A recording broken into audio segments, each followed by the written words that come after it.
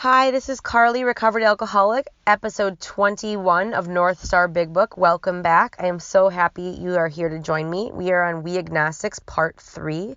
We're on the top of 50.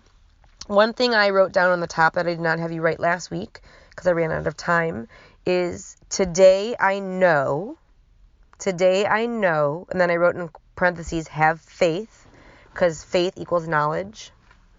Today I know, in parentheses, have faith, that this works. And this we're talking about is the steps. And then I wrote, this is a process that leads to faith. This is a process that leads to faith. It's so beautiful and magical the way it was created, and it's so God, because we are lost and broken, and we don't want help, and we don't need help, and we don't want you to come near us, but we're dying, and we need you, but we don't want to need you. And then someone who is recovered and knows the way and can guide us through the darkness grabs our hand and says, come with me, follow me, I will climb with you, but you have to do your own climbing. You have to carry your bag, I'll carry mine, I'll show you how to do this. And through that process, the person that we grabbed becomes someone who believes, and then they are recovered, and then they go out and they grab the next hand of whoever is lost and broken and doesn't want help but doesn't know what to do, and they say, I used to feel like you did. I know what it's like to be here. I was so scared too. Just come with me and trust me, and I will show you the way. And that's the beauty of our step 12. On page 50, the second paragraph says, in our personal stories, you will find a wide variation in the way each teller approaches and conceives of the power which is greater than himself. Whether we agree with a particular approach or conception seems to make little difference. I underline the rest of the paragraph. Experience has taught us that these are matters about which, for our purpose, we need not be worried. They are questions for each individual to settle for himself. And I wrote on the side, next to for our purpose, I wrote a spiritual awakening through the 12 steps. That's the purpose. We want to have a spiritual awakening through the 12 steps. We want to change. So the book says that their experience has taught them that regardless of what you feel or believe or understand, in order to get the spiritual awakening through the 12 steps, you don't have to be worried. We each get to ask these questions on our own, in our own time, in our own way. On one proposition, however, these men and women are strikingly agreed. I underlined, every one of them has gained access to and believes in a power greater than himself. I kept underlining, this power has in each case accomplished the miraculous, the humanly impossible. And for me, the humanly impossible was to go without drinking and to stay not drinking, and to be happy and not want to kill myself. That was humanly impossible. It says, as a celebrated American statesman put it, let's look at the record. And then I bracketed the next paragraph, and I wrote on the side, life with God. So this next paragraph is about what life is like when we use a higher power. And I underlined the whole paragraph on 50 on the bottom. Here are thousands of men and women, worldly indeed. They flatly declare that since they have come to believe in a power greater than themselves, to take a certain attitude toward that power, and to do certain simple things, there has been a revolutionary change in their way of living and thinking. It means revolutionary is huge, drastically. We were talking about before. It's a massive change. We should see people that we haven't seen for a while, and they should say, whoa, you look totally different. Because we should be different.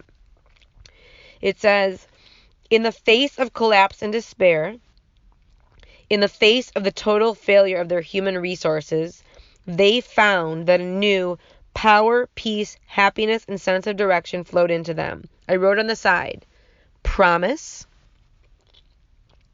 we will have collapse and despair. I love when the Big Book offers me the real promises of what can happen in life.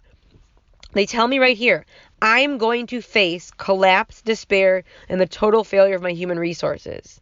And while I'm facing those, if I do this work, I'm going to have a new power, peace, and happiness and sense of direction flow into me.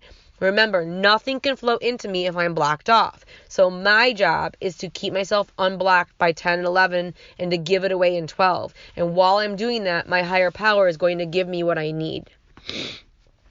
This happened soon after they wholeheartedly met a few simple requirements, and underneath simple requirements, I wrote the steps.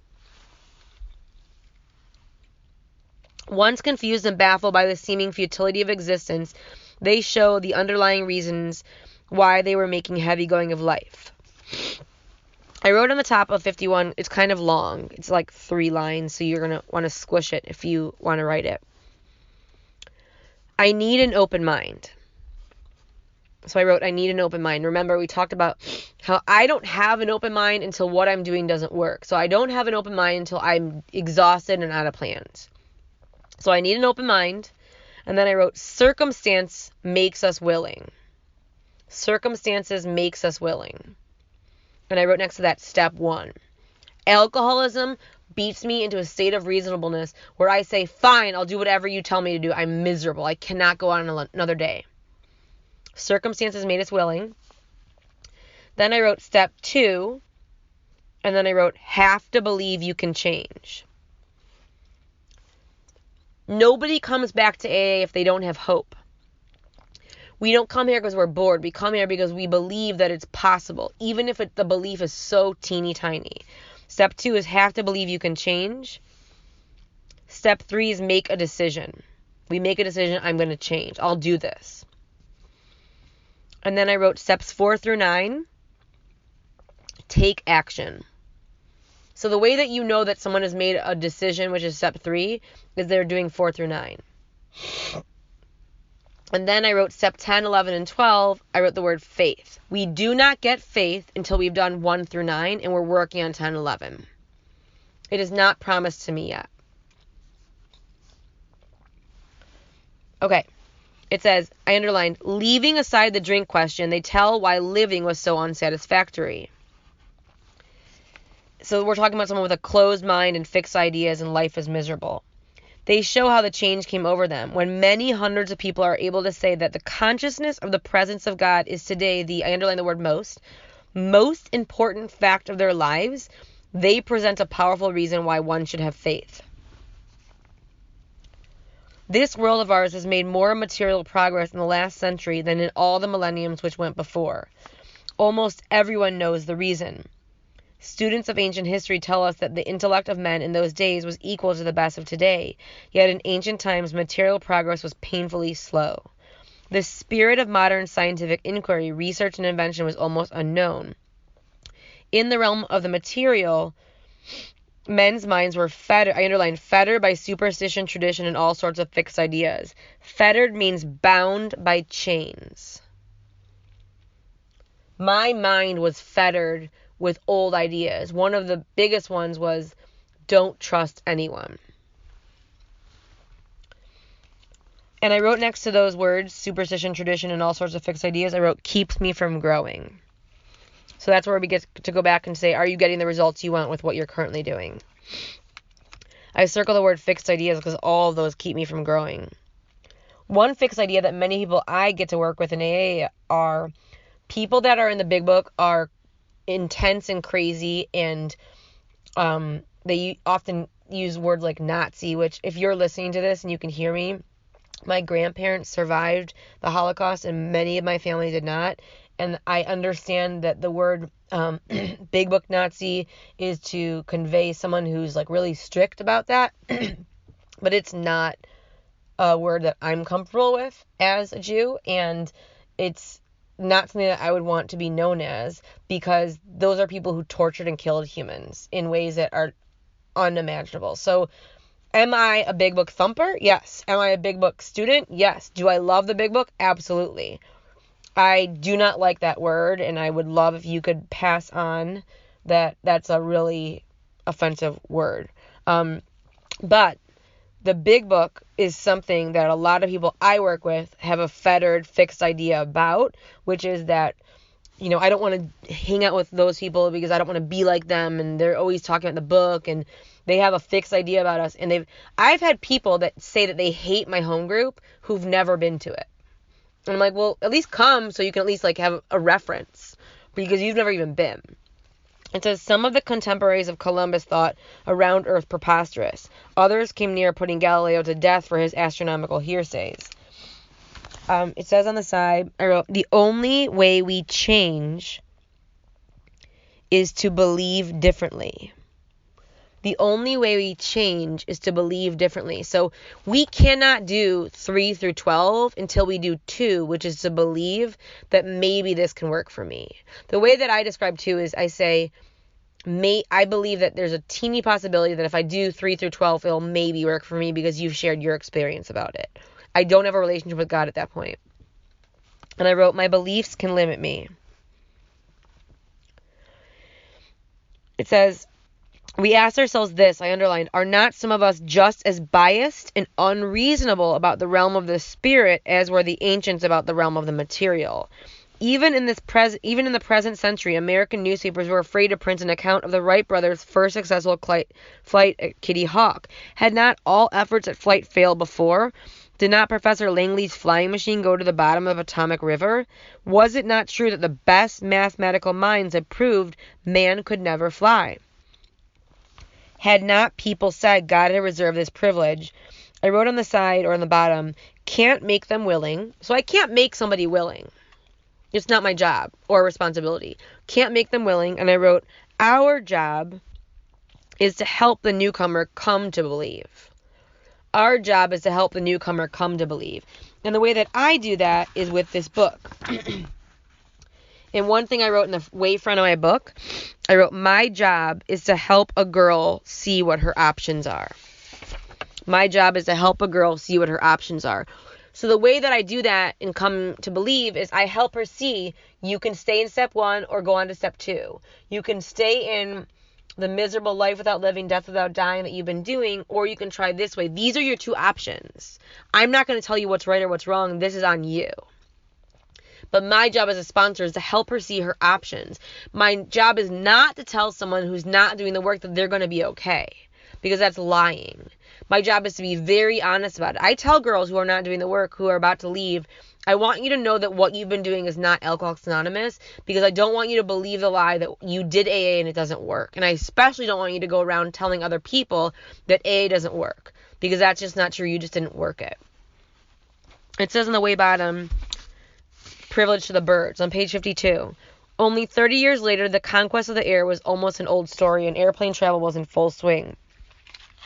My husband lives in Virginia, so every other weekend I get on a plane and I go there.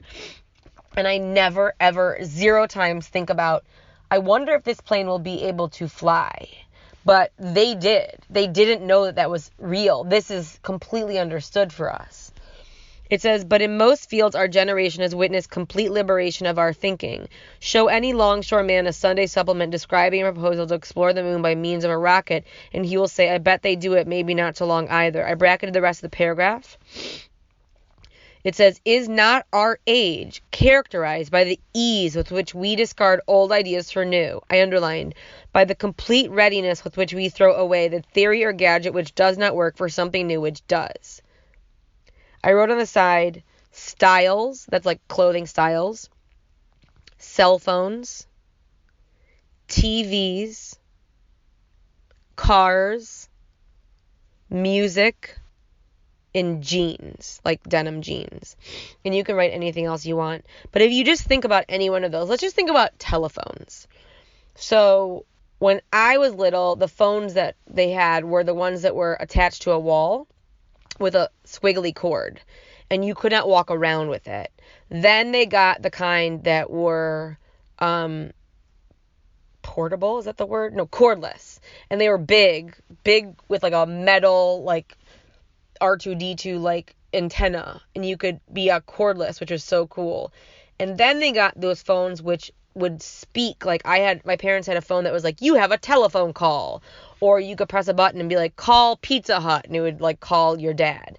And then somewhere down the line, I don't even remember when, they came out with, the car phones that you see like in the 80s movies that were like really, really big and were connected to the car. And then they came out with real cell phones. And when cell phones first came out, the smaller they were, the better they were. So like I had a cell phone at once that was black and white, did not have any pictures or color. And that was the size of a credit card. And that was so cool because it could fit in my jean pocket. And then they came out with flip phones with the buttons, and you could press the buttons and you could text so fast. And I remember when I had my flip phone and I was awesome at texting with my 2 fingers, the people who had smartphones told me, oh my God, Carly, you have to get the smartphone. And I was like, I don't even know how to use that. I love my buttons. I can do this in 2 seconds. I'm never going to get a smartphone.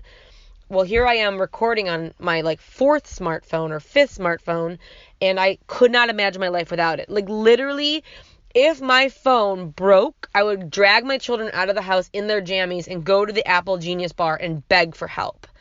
I can't do anything without my phone today.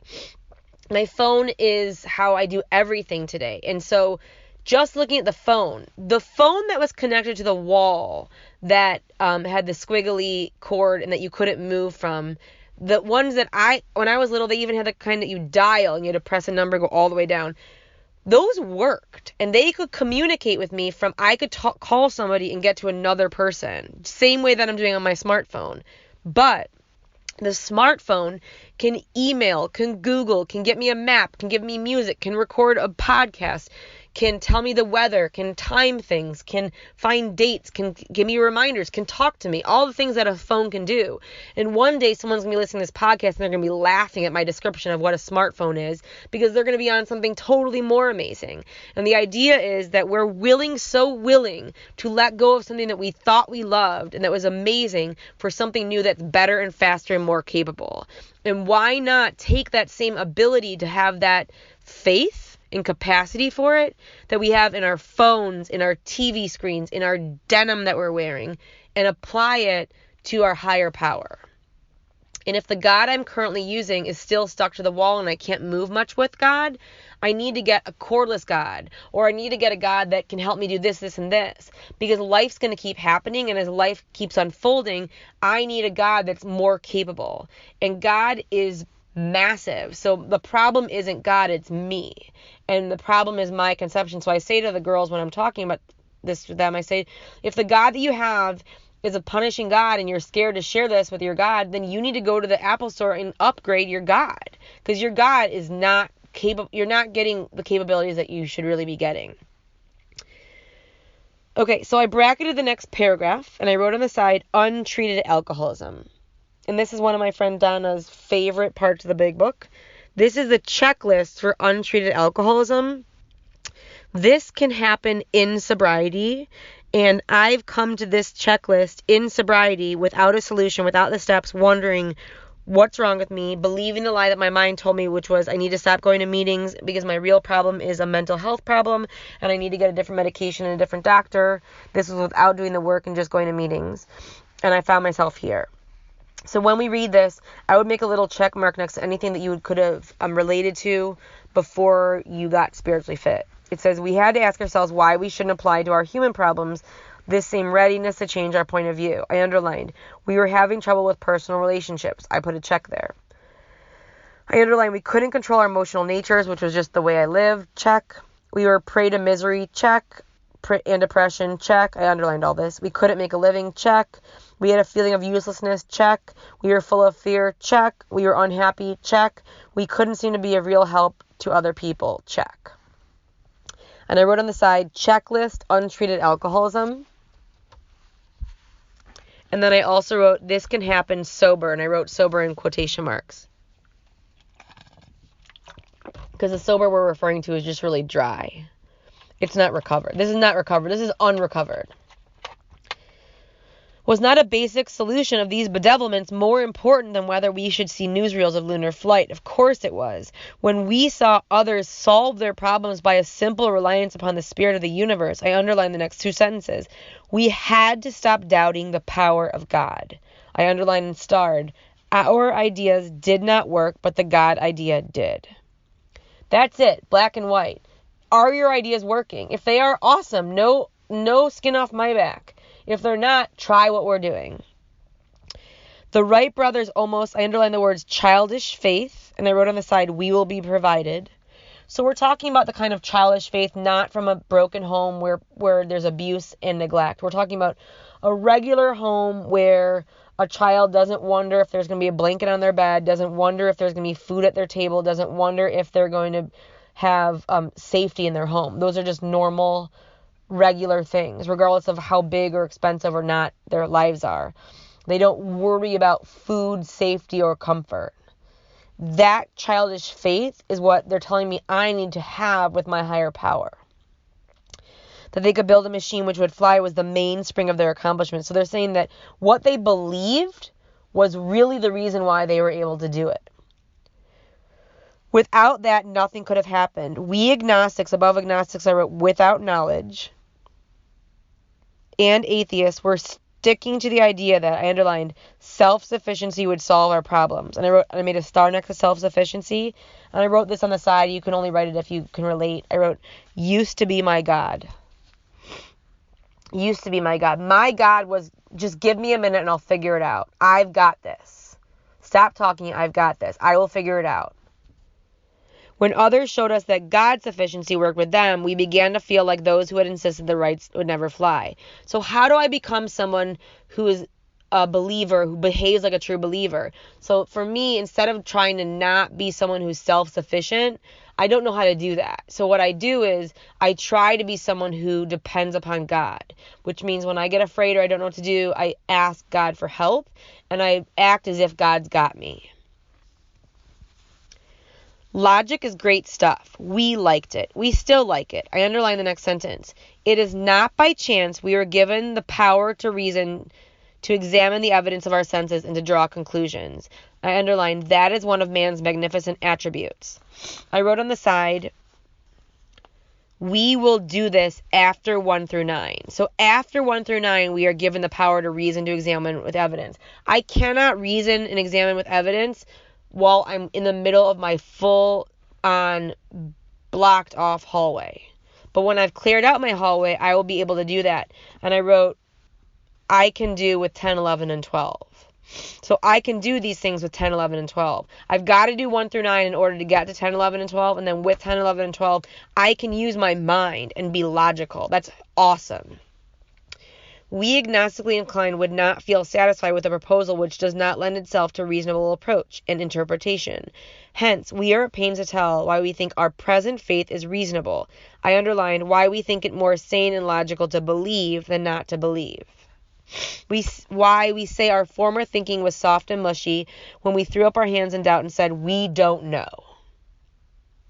I bracketed and underlined the next paragraph, the whole paragraph. I wrote on the side, physical craving and mental obsession. And it says, when we became alcoholics, crushed by a self-imposed crisis, we could not postpone or evade. We had to fearlessly face a proposition that either God is everything or else he is nothing. God either is or he isn't. What was our choice to be? And the book says that I'm crushed by my own crisis that I impose on myself. I've placed myself in step 1.